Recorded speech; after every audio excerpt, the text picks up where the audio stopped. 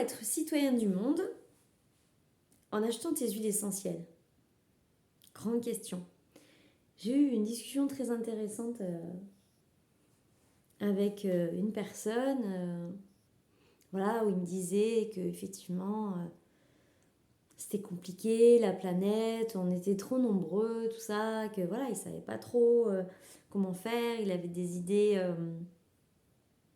voilà, sur comment protéger la planète et tout ça, et on a discuté, on a débattu, et à un moment donné, du coup j'ai expliqué comment moi je voyais les choses par rapport à la protection de la planète, et je lui disais qu'en fait, ce qui était important, puisque c'est comme ça que le monde fonctionne aujourd'hui, c'est comment on utilise notre argent.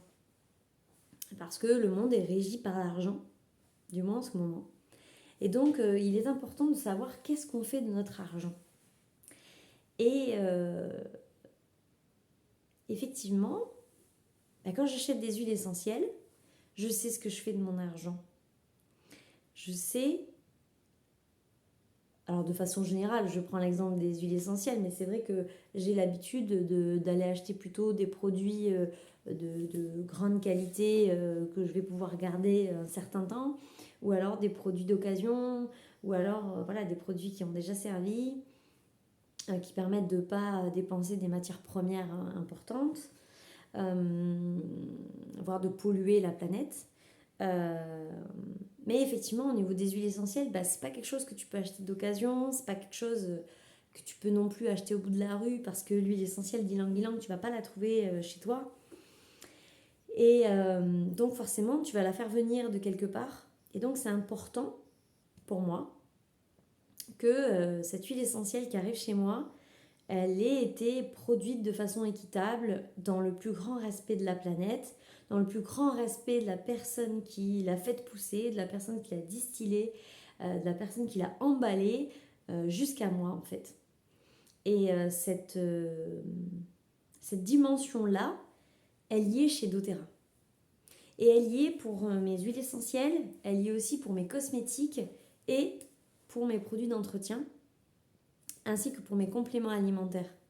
Et donc, je ne me pose même plus la question, en fait. Je vais vers ça. Et je disais pourtant, il y aurait d'autres solutions. Il y aurait d'autres solutions parce qu'il existe en France des gens qui cultivent des huiles essentielles de façon équitable et qu'on pourrait trouver effectivement à côté de chez nous. Donc, c'est aussi une solution. Mais voilà, je pense que chacun a trouvé sa propre solution pour utiliser son argent aussi de façon équitable et de façon en fait, à dire ce qu'il veut pour le monde de demain, en fait, pour le monde de nos enfants. Et je voulais partager ces réflexions avec toi.